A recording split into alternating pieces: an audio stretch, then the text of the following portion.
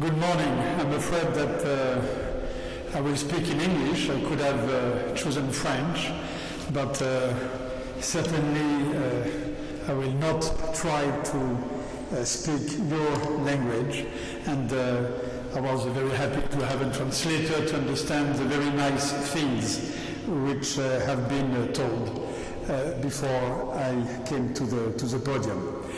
This is my first time in Bulgaria, and I'm very happy to visit one of the most recent members of the European Union, and a member which lies in its most eastern age. I must say I'm feeling very honored to be giving a lecture in this fantastic hall, this fantastic aula magna.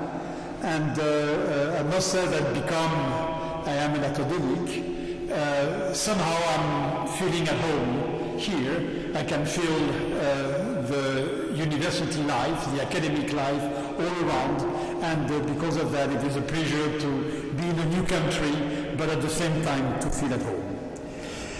I must say I'm especially happy to visit Bulgaria because as it has just been recalled, this is a country that has decided to take global development seriously. As a matter of fact, it's a country that moved in a few years from the status of being an aid recipient to the status of being an aid donor. And there is no doubt in my mind that Bulgaria will in the future also contribute to development by its mere example in terms of the very successful growth and development that has been observed in the recent history. As a matter of fact, probably Bulgaria is one of the champions, one of the records in terms of GDP per capita growth in the last 10 years, certainly in Europe, but in a much larger part of the world. And this is really very important, this commitment of the country, its involvement in the international community of development. The European Union in the first place, but also global organizations like the UN is really to be stressed. And from that point of view, I must say that I was impressed by the strength of the statement that the Bulgarian Prime Minister made in this recent conference in Copenhagen, asking people to stop talking and to start acting in this most important agenda, which is the climate agenda. Now, this lecture is really a reflection or fits, I think, very much the mindset that I've just described of development in Bulgaria. On the one hand, it has been organized and financed by two important institutions, the European Union on the one hand and the United Nations, or more exactly, the United Nations Development Programme on the other. Second, this lecture will provide, I hope, a background to reflect on development and aid by considering the general issue of poverty in the world and the way in which poverty is changing, possibly in relation with one of the major change or one of the major features of the development of the global economy, which is globalization.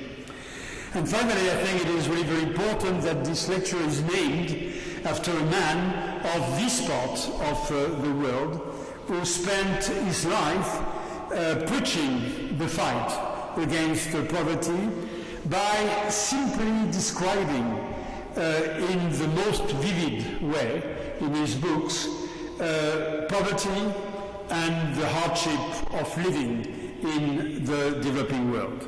And from that point of view, I don't think there could be any better introduction to this lecture than, where should I press? Up? Down arrow. This one? We're in trouble. Just a second, application.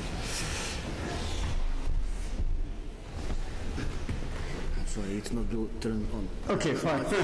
It's not turned on. But okay, now it's pressed down. Yeah. Slide okay. down. Okay, fine. Okay, thanks. But I think it's okay, so no better introduction to this lecture than, okay, up, yes, than this quotation by Richard Kapuscinski from his book, The Shadow of the Sun, which says, "We are in a world in which man, crawling on the earth, tries to dig a few grains of wheat out of the mud just to survive another day." Now, the issue or the question I want to address in this lecture is whether globalization is changing or will change this situation and how. Let me start with a few facts on what is global poverty today. Today there are 6.5 billion people living on Earth. Among them, if we define a poverty line, and I'll come back to the definition of the poverty line a little later, but if we accept the poverty line which has been used by international organizations for quite some time now, which is this poverty line of $1.25 to survive every day, dollars being converted in the purchasing power parity of the countries we are looking at, so that the purchasing power of this dollar is comparable across countries, then we have 1.4 billion people who are poor, who are extremely poor. And if we pick a poverty line which is slightly less restrictive, which is $2 a day, we still have 2.8 billion people living below that limit. If we move away from economics or from monetary definition of poverty, then we can estimate that there are 1 billion people who are undernourished. This is a recent figure which was published by the FAO from the United Nations. We know that there is more than 1 billion people who have no access to drinking water, and there are more than 2 billion people without sanitation. And on top of this, 11 million children every year die before age 5 because of health facilities which are inappropriate. And there are more than 100 million children at school age who are not going to school. Now, to summarize and to see the kind of contradiction that there may be in our world today, I think that the point which is made at the top of this chart is really quite striking. It says that today there are more or less a quarter of the global population which lives in conditions which were those conditions observed on average in the world in the year 1000, 1,000 years ago. Whereas at the same time, for the average citizen in the world, the purchasing power, the living standard, has increased by more than 25 times. So the point about global poverty is that you have 1/4 of the whole population which lives as people were living at the middle age or at the beginning of the middle age, whereas the rest of the population is living, in comparison to that level of living, is living at a much, much higher standard. Now you may say that this is unacceptable, this is outrageous, and you would be, of course, completely right. And as global citizens, I think that we should be really irritated to see that this is still the case today, that we have this kind of poverty. But at the same time, we must reflect a little more about what is the meaning of such a figure. And this lecture will be about the following questions. We need more knowledge to make a judgment on whether this situation I just described is indeed terrible, is indeed outrageous, and indeed is the most important critique that one can make to the kind of development process that the world has been going through in the recent past. But in order to make a statement, in order to see what to think about this, first we need to know what is the evolution of that figure. Is it the case that poverty is decreasing in the world, and at which speed is it decreasing? When will it be the case that there will be no more people living today as our ancestors were living 1,000 years ago? Second, what is the role in all this of globalization? Has globalization been very unfavorable, or has it been favorable to this development process and to the reduction in poverty in the world?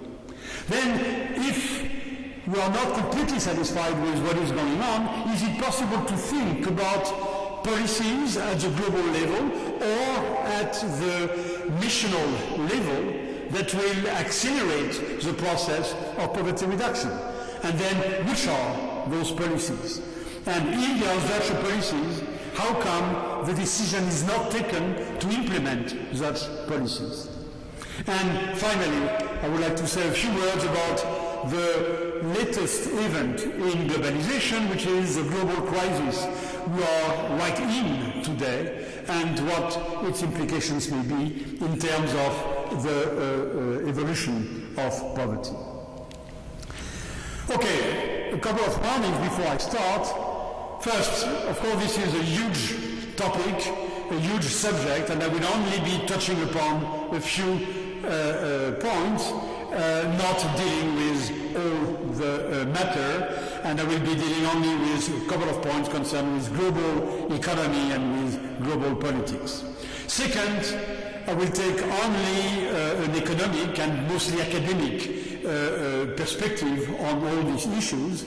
It's very difficult to go beyond one's own discipline, and I will follow my discipline, which is economics, but of course I will present very general points taken from the economics of poverty.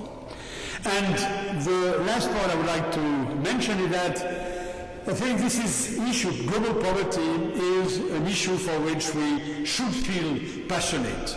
We should be passionate in order to reduce poverty in the world. But at the time we want to reflect on what are the best tools, what is the best strategy to indeed be able to reduce poverty, then we must, for a moment, put aside our passion and be looking or be thinking in a very cold way to what are the determinants and what can be done. And this is this posture, this attitude that I will take in this lecture. So let me start with the evolution of poverty in the world, and then how do we define poverty and how do we measure poverty? Now, today, the international community is used to measure poverty by an income criterion, which basically says we'll consider as poor people who do not earn enough to be able to survive, enough to eat what is needed for their survival, enough to have a shelter on their heads, enough to buy the clothes that they need to protect themselves against the variations of the climate. Now, looking at what is needed in the poorest countries in the world in order to survive, then some economists have found that the minimum that you need in order to satisfy the basic requirement of life is this $1.25 a day and per person, when again these dollars are converted, they are not using official exchange rates, they take into account that some goods are much cheaper in poor countries than in rich countries, and that if you want to buy some cereal, you will not pay the same price in Bulgaria or in Mali or in Burundi.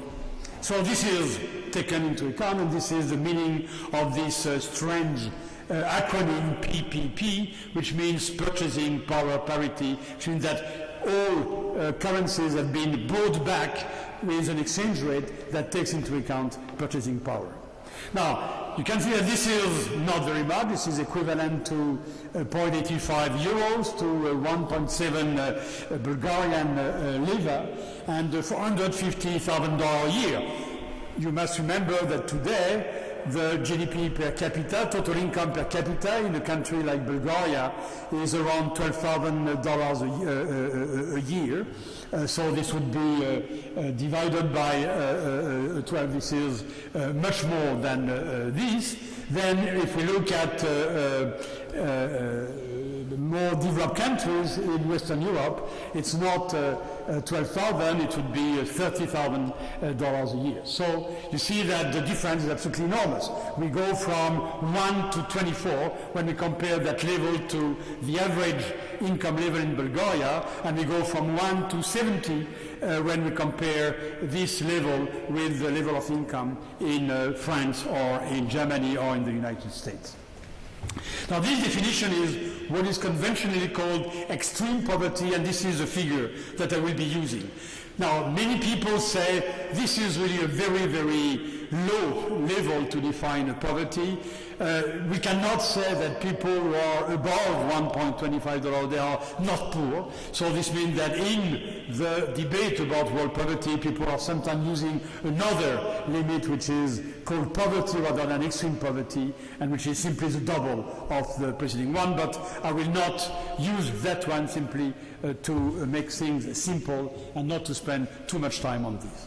Now, you may say that this definition of poverty is very restrictive. It is only monetary. We are looking only at the income or the total value of consumption of people. Now, we may also look at non-economic dimensions of poverty. We could look at health, and we should look at health. Health may not be something that has a monetary value. And yet we know that many people are dying very young because they miss the health facilities that would permit them to survive more easily. We could talk about education. We could talk about access to justice, access to a good environment. All this would be part of the various dimensions of the standard of living of people, and there would be some deficit in these dimensions as well as in the income dimension. Now, I will not do that. I will say only one word on this, but of course there are very important things to be said when we take this more general definition of poverty into account. Now, this is, with the previous definition, the evolution of poverty in historical time. I mean historical time, starting at the beginning of the Industrial Revolution, that is at the beginning of the 19th century. These curves go from 1820, if you cannot read, to 1992, and this is the evolution of poverty. Two ways of measuring poverty with the previous definition. One is to look at the proportion of people who are poor in the world, and this is the red curve that you can see. And if you could read the scales of the various axes, the red curve is measured on the right-hand side axis. Then the proportion of people who are poor, according to the $1.25 a day definition, was around above 90% of the people back at the beginning of the Industrial Revolution, and today it is around 25%. So from that point of view, we can say that, yes, the evolution of the world, of the global economy over time has been such that the proportion of poor people in the world has been decreasing, and has been decreasing quite substantially. Moreover, you can see that this reduction has been rather continuous, but it was at a slow pace in the 19th century. And then there is a very neat acceleration taking place after the Second World War, the second half of the 20th century. This is the last part of the curve. So from that point of view, one could say that this is fine. Maybe poverty is very high today, but at least we know it is declining, and from that point of view there is something favorable. We might simply want to accelerate that decline. Now when we look at the blue curve, we see that this curve is increasing over time, and this curve corresponds to the number of poor people in the world. And of course the link between those two curves is the fact that the world population has been increasing very, very fast with time, which means that despite the fact that there were less and less people in the world in proportion of the total population, the absolute number was increasing. And again, we can see that there is a change which is taking place in that curve, which is taking place more or less again at the end of Second World War, which is that this curve which was increasing suddenly is flattening. It still has an increasing trend, but the trend is much slower than it was before. So again, we have something which is rather favorable, which says that at least around the second half of the 20th century, we were more or less able to counteract the impact of population growth in the world on the absolute number of poor people. So, coming back to my first point, we should not be that pessimistic. Poverty is decreasing, and we see that it can decrease very fast. This is more recent figures. The sources are not the same. This is based on World Bank work. The World Bank is more or less a repository of data on world poverty, and this is simply another data source. I will not spend too much time on explaining why there are differences for years which are in common between the previous source and this source. I will send you back to some detailed work on the measurement of global poverty. But if you look at the recent past until 2005, you can see that the trends are the same. The absolute number of people, which is a blue curve, is now decreasing. So now we have passed the level at which the progress was simply maintaining at the same level the number of poor. We are at a stage where the number of poor people is declining, and the proportion of people being poor keeps declining. This is evolution in various regions of the world, and the reason why I want to show that chart is simply to show you that there are big differences in the world, across regions in the world. The most spectacular, dramatic change in poverty is taking place in East Asia. And of course China is very much responsible for that. And this is thank you very much. This is the blue curve. It starts at a very high level. It starts at the top of all the other regions, and it ends up at a very low level. And this reflects the fantastic development which has taken place in that part of the world, not only in China, but also in Indonesia, in other nearby countries during the last 20 to 30 years. And this contrasts very much with the red curve, which is what has been going on in sub-Saharan Africa, where the proportion of poor people basically has not changed. When you start in the early 80s and you look at the mid-2000s, then you find that the proportion of poor people in Africa is still more or less 50%. Half of the people are poor. And when you know that the population is increasing rather faster in this part of the world than in other parts of the world, then you can understand that increasingly the global poverty problem is becoming a sub-Saharan African problem. It is not completely true, because when we look at the green curve, which is South Asia, which is heavily populated, with a huge level of initial poverty. We see that the curve is decreasing, but because the population behind that curve is very large, we have that poverty is still very much the South Asian problem. Latin America, it's a very small part. I didn't mention Eastern Europe simply because there is some poverty, but it is very small. We'll see that in just a moment.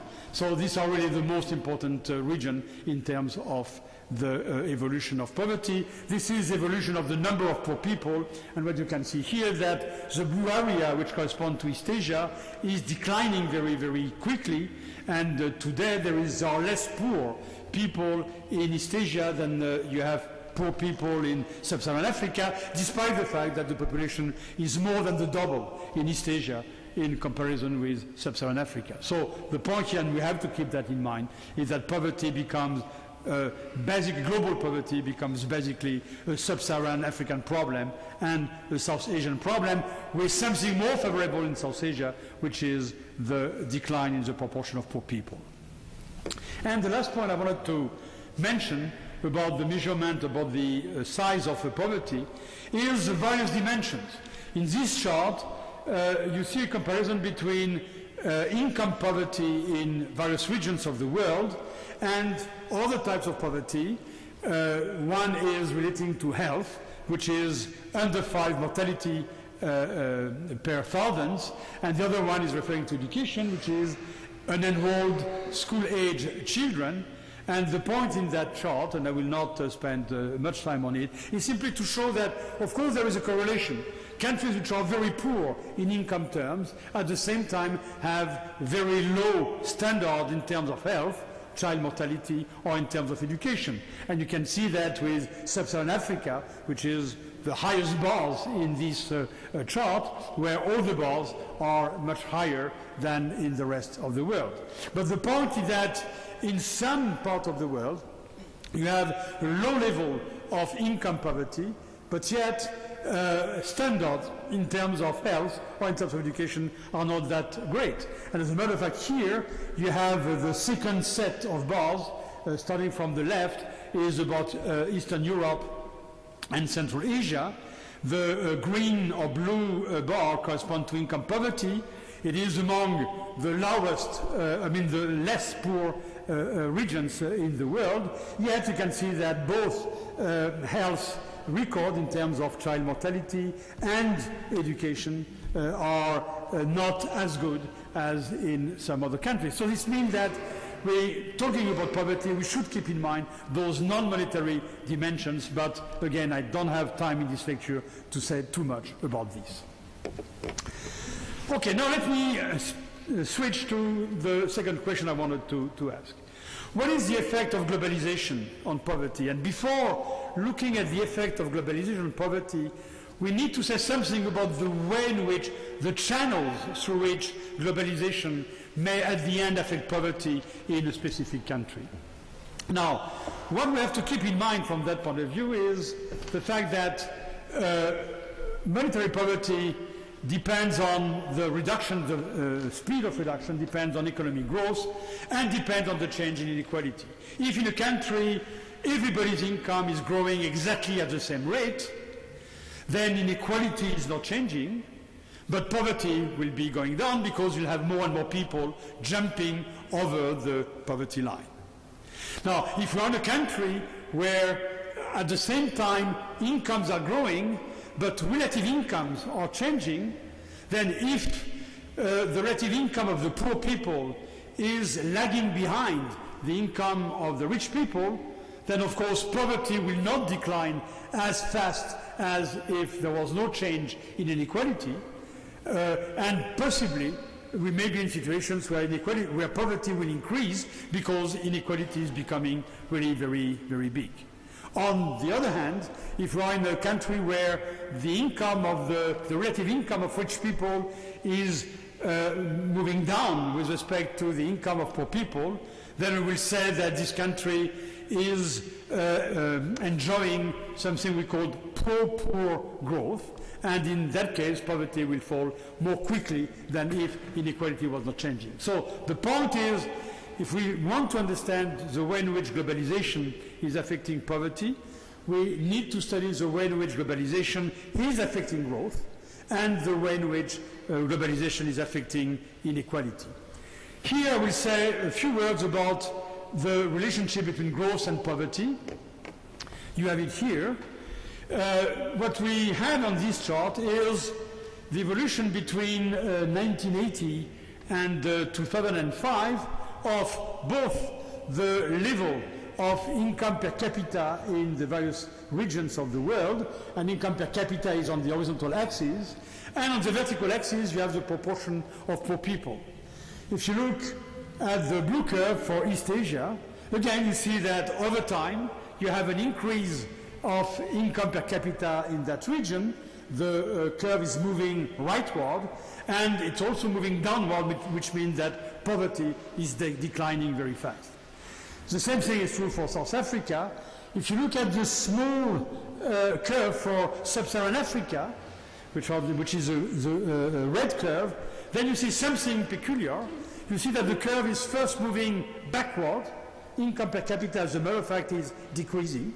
Not very much, but it is decreasing. And you see that the curve is moving backward and upward, which means that poverty is increasing. And it's only recently that the curve is moving rightward and or forward, and poverty is declining. This reflects the fact that development performances in Africa over the past 30 years have been quite disappointing, and it's only recently that growth started again in Africa.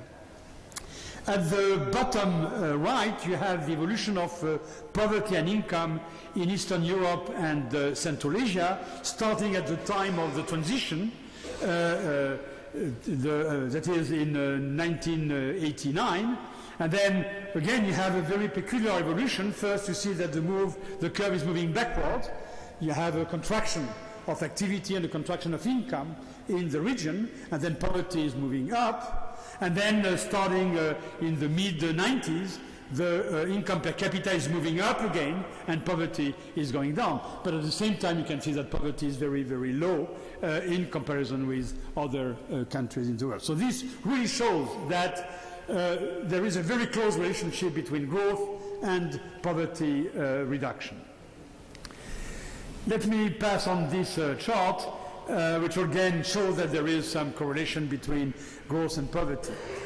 I didn't mention here the relationship, or I didn't illustrate the relationship between growth and distribution, first because, or inequality, first because it is a rather obvious relationship, and second because we'll see some of this a little later.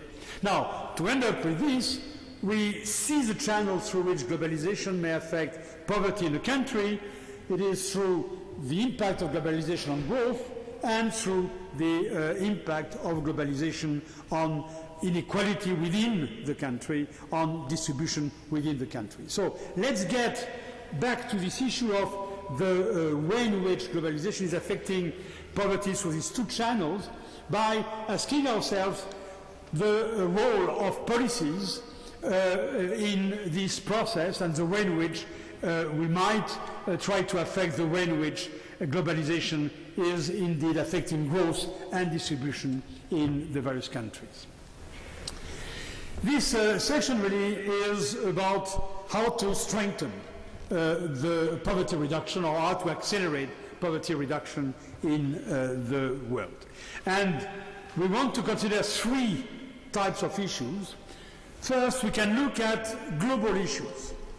So what is the role of the global economic cycle?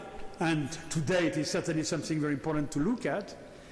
What is behind that the role of policies which are decided by developed countries, because developed countries still today, despite the emergence of countries like China and Brazil and India, still today developed countries represent 75% of the total production of goods and services in the world, of the total income in the world, which means that still today the role of developed countries is extremely important, including, of course, the European Union, or maybe in the first place the European Union, given its size, and the United States. And from that point of view, the barriers that those countries may put on trade, on flows of people, flows of knowledge, are really very important to explain the way in which growth is taking place in developing countries. The second area where there could be some policy intervention directly affecting the evolution of poverty is through the only channel that we have today of international redistribution of income, which is through official development assistance, which I referred to at the beginning of this talk.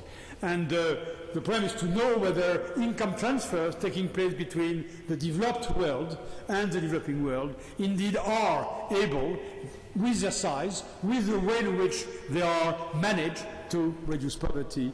And this is a point that we will study shortly.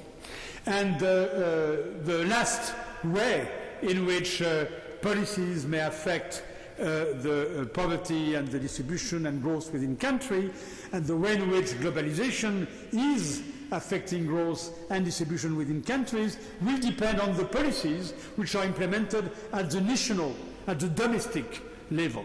Is it the case that governments in developing countries have chosen the best strategy to take advantage of what is going on in the rest of the world in order to grow faster and to make sure that the results of growth will be shared by the poorest people in the country?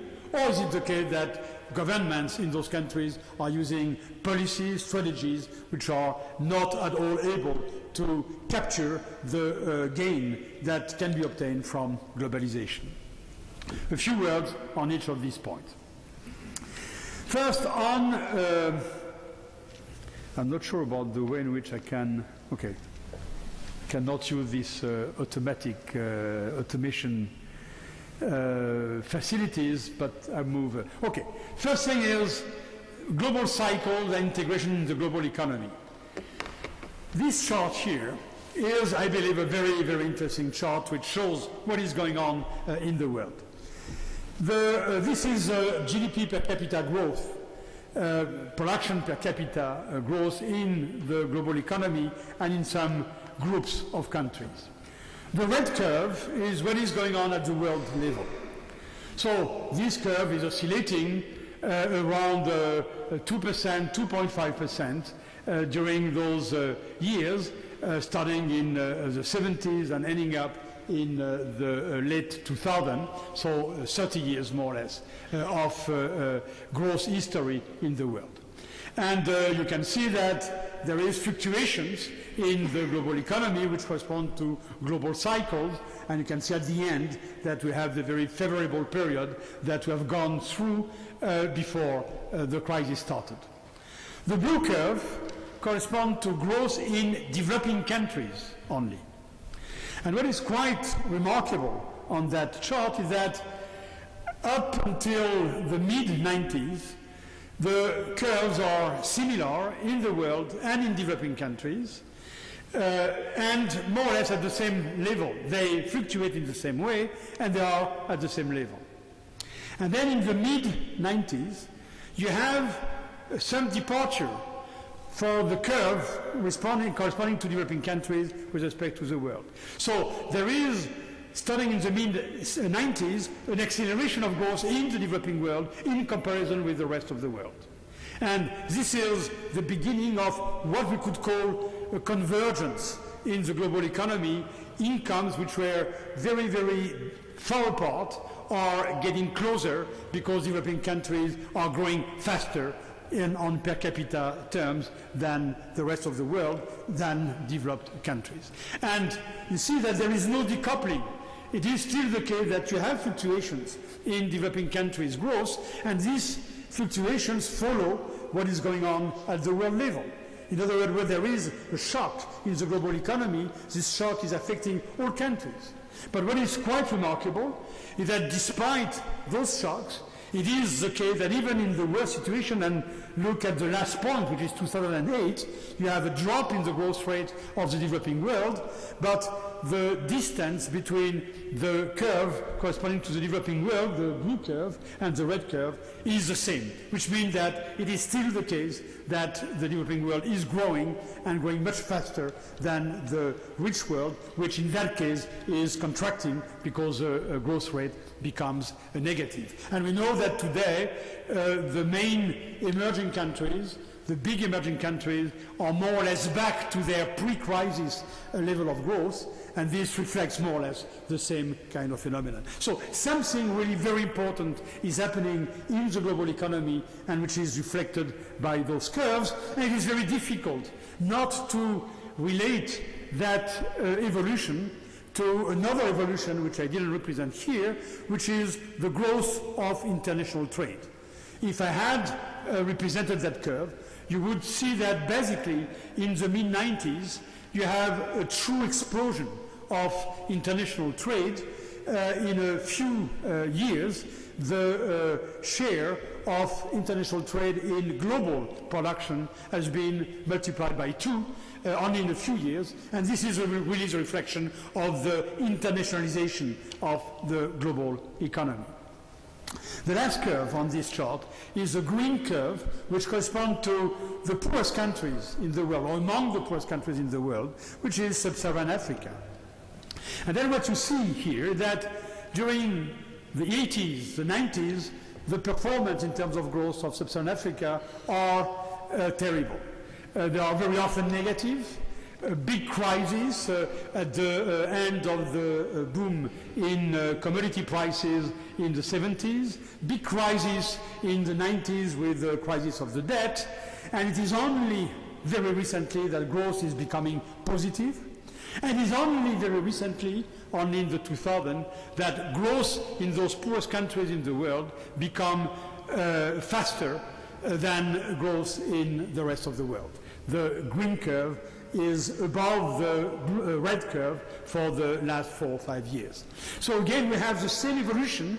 The only thing is that the growth in sub-Saharan Africa has been improving and contributing to convergence in the global economy only recently. And then the problem is to know whether this is a structural evolution or whether this is only temporary. So behind this curve, I think we have more or less a story of the global economy and the way in which globalization has affected rates of growth. And again, there are reasons to be optimistic if those trends which are observed at the end of this chart can be observed in the future. But we have also to admit that despite this very favorable evolution, developed countries still have a lot of things to do in order to facilitate the development of the rest of the world. There still are barriers to trade. I will not say too much about the way in which agricultural trade is being protected, not only in the European Union. This has been very well documented and discussed and debated for many years, and we didn't make very much progress, but also in the United States, where you have some subsidies given to some specific commodities like cotton, like sugar, which definitely go against developing countries being able to export more of these goods. There are barriers to migration. In all developed countries, skilled migrants are accepted coming from developing countries. Unskilled migrants are raising a lot of difficulties. We have illegal migrants in many countries in Europe.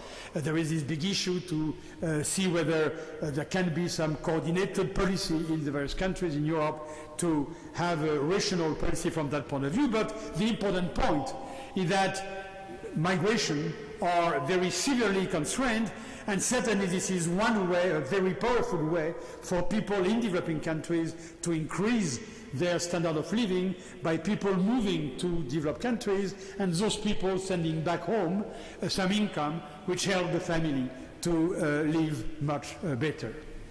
There are barriers to capital. Still many countries do not access the international credit market, if you are the Malawian government, if you are the Rwanda's government, and if you want to borrow money in the international capital market, most likely people will say, no way, we will make a loan to you, you are too risky, and these days we don't like to take risks. So there is really a barrier to entry in the credit market for those countries, and because of that, they may have some liquidity problems in financing their development, and this is the reason why aid is so important. And finally, there are barriers to technological transfers.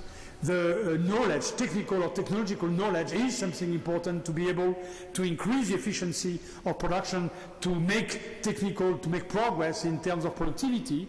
Now, too often it is the case that technical knowledge is being protected in developed countries. The most obvious case is what happened recently in the pharmaceutical industry, and the fact that there has been this big fight for developing countries to obtain the right of producing some drugs which were very, very important and for the health of their people, and could be sold at a reasonable price, not at the price which was imposed by those big labs in developed countries. This is typical, but there are other issues of this type. Second channel through which policies at the global level can affect poverty, it is through official development assistance. And here you have a summary of the evolution of ODA over time. Again, I will not go into the detail of that. Simply, if you look at the top curve, this is the share of aid in the gross national income of developed countries, essentially OECD developed countries. And then you see that there is this big drop taking place in the 90s. At the end of the Cold War, suddenly the geopolitical motivation for aid disappears. It is not anymore necessary to buy, to some extent, the cooperation of governments in developing countries, and then aid is simply falling very quickly.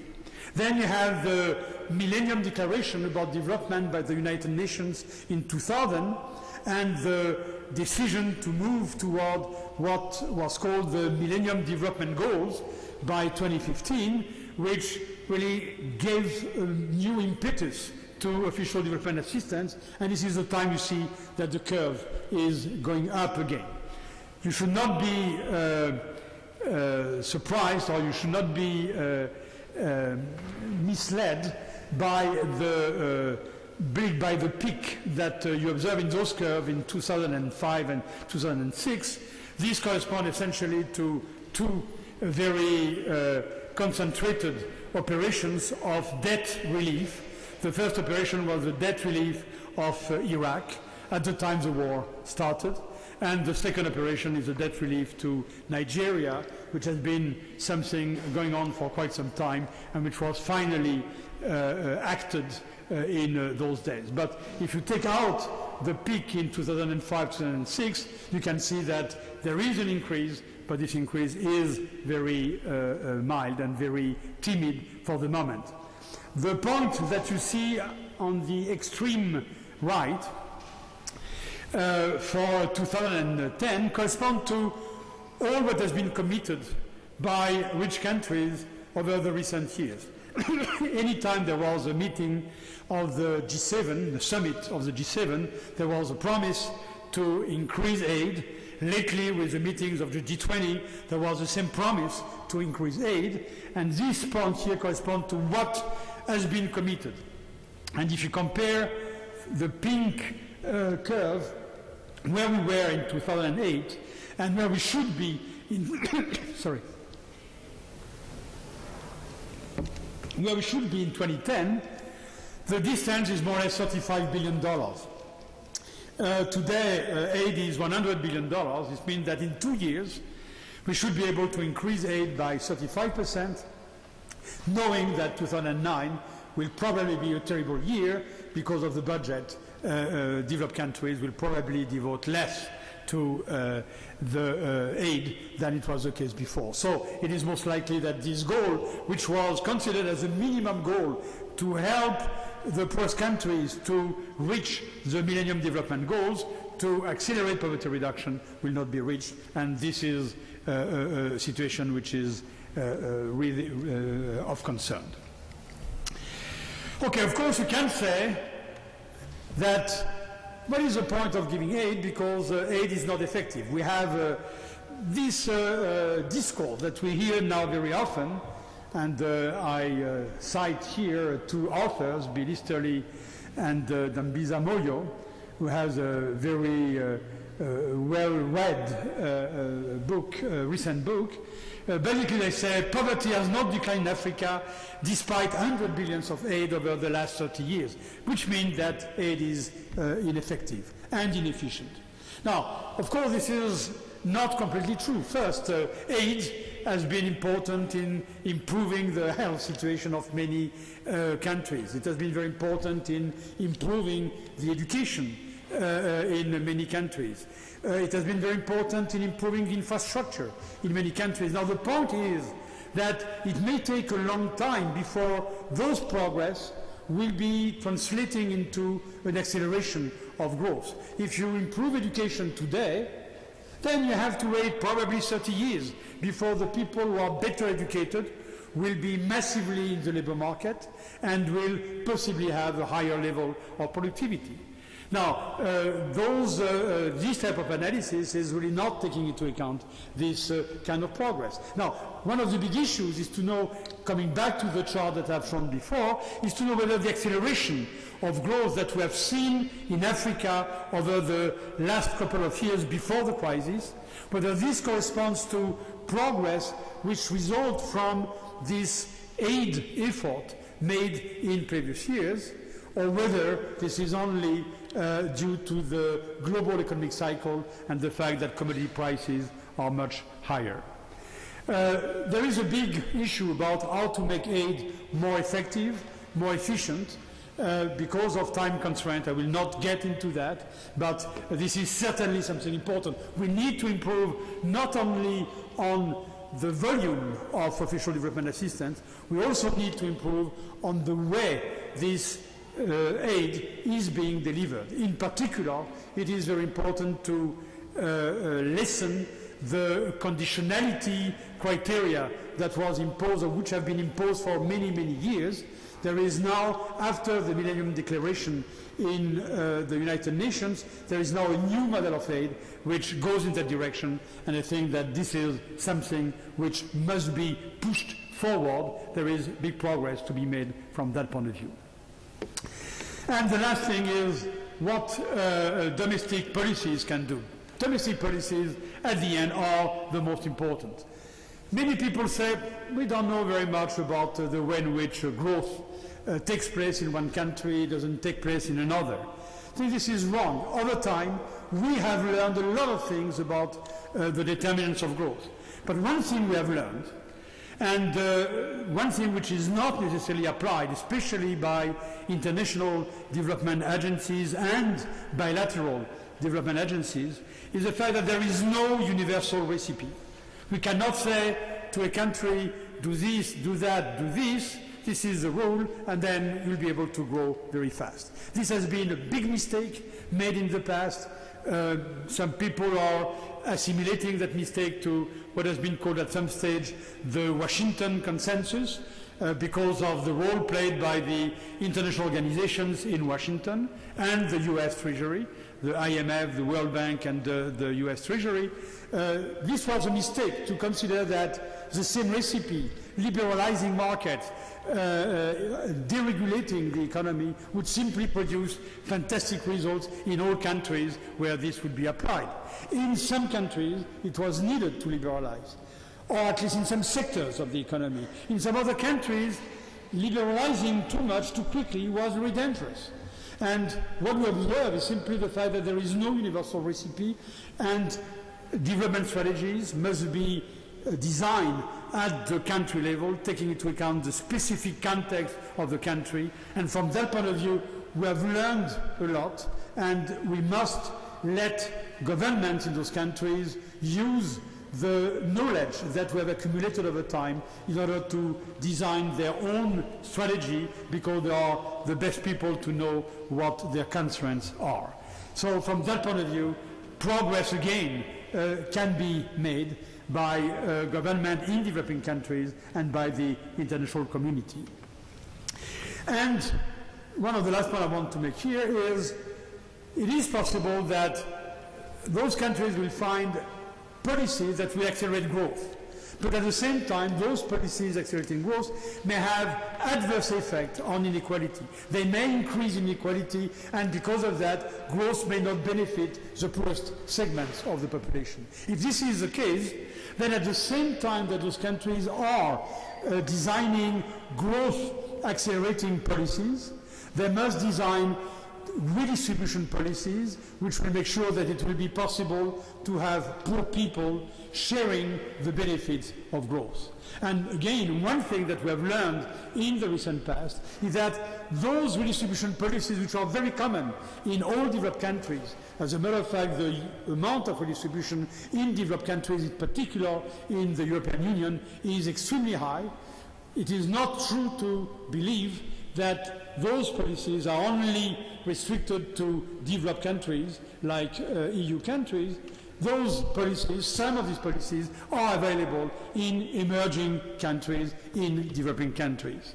And the example I'm giving here is the example of the so-called conditional cash transfer, which are cash transfers made to the poorest part of the population, conditionally on the fact that those people will send their kids to school and they will have those kids being examined by doctors at least twice a year, etc., etc. So this is one way of reducing poverty today, and by improving education, by improving the human capital of the kids, to reduce poverty in the future. And in some countries we know that these policies are very successful.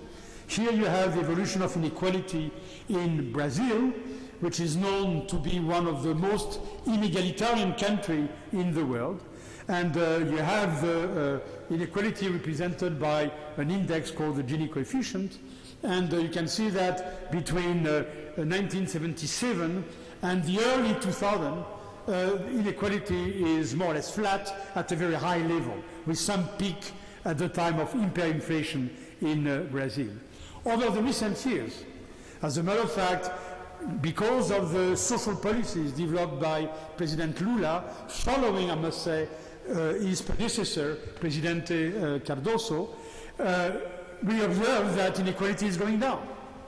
This means that poor people, as a matter of fact, are faring much better today in Brazil, in relative terms, than they were in the past, which means that they have benefited, they are benefiting from the acceleration of growth in Brazil in a very effective way. So this shows that redistribution policies are possible. There are many experimentations today in some African countries of the same kind of program, and we know that these programs are working, which means that even though there are possibilities that growth-oriented policies may affect distribution, may be going more in favor of the rich than of the poor, there are instruments in the hands of governments which permit to correct that evolution.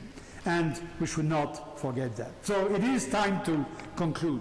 I have passed my time already, so I will not say very much about the future. Maybe this is the most important thing, and maybe we would like to know very much about this, but if there are questions a little later, maybe I say a few words. I'm not extremely optimistic for the future. I think that growth will be slow in developed countries, probably not in the recent EU members, which are in the process of transiting toward the level of income of the rest of the European Union. But in the world, for developed countries in general, growth will be slow. It will be fast in big emerging countries, which are little affected by the global crisis. The situation will not be that favorable in small countries, small and medium countries, developing countries, which depend much more than big emerging countries on what is going on in developed countries, in particular on commodity prices and the level of economic activity which affect those commodity prices. So I'm not that optimistic for small and medium developing countries, but we'll see, and at this stage it may be difficult to get into this kind of forecast. Let me conclude with this. Efforts are still needed for sustainable and inclusive global development. We have seen that progress was underway, that the situation, which is absolutely outrageous to still have poverty today at the level that I have described at the beginning, that this situation is being corrected progressively, but probably not fast enough. So we still need to make some effort in order to make sure that the Millennium Development Goals will not be maybe reached, but will be approached at a reasonable distance in 2015, that growth will be fast, that inequality will not increase in the developing world. Very much has been learned by our experience about development and about policies over the last 25, 30 years, which means that we are much better equipped today to deal with this issue of poverty reduction. And we must put that knowledge at work. This means that we need to increase the volume of aid and the way in which aid is being delivered. We need to make progress on those two fronts.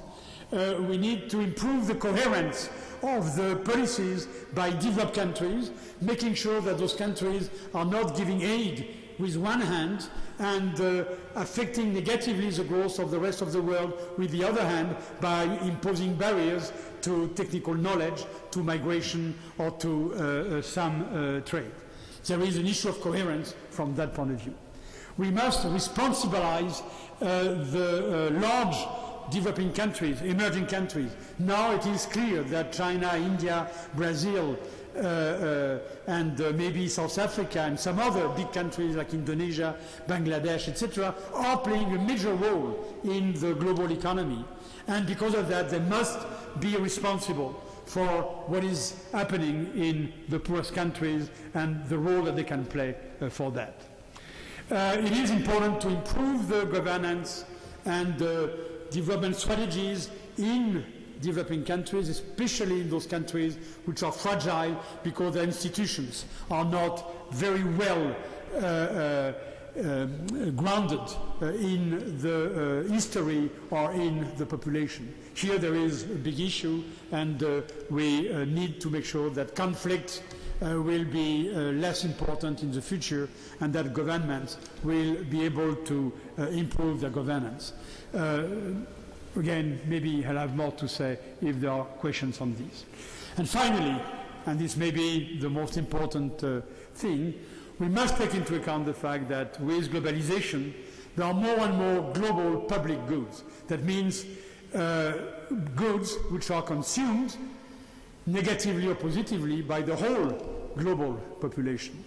One of them, and probably the most important these days, is the atmosphere and the problem of the concentration of dioxide of carbon in the atmosphere and the corresponding risk of climate change. Here there is a huge, enormous issue, and if globalization has been important to favor development over the recent past, at the same time globalization and faster growth in the world is putting more and more pressure on this common property that is a clean atmosphere. And from that point of view there is very much to be done.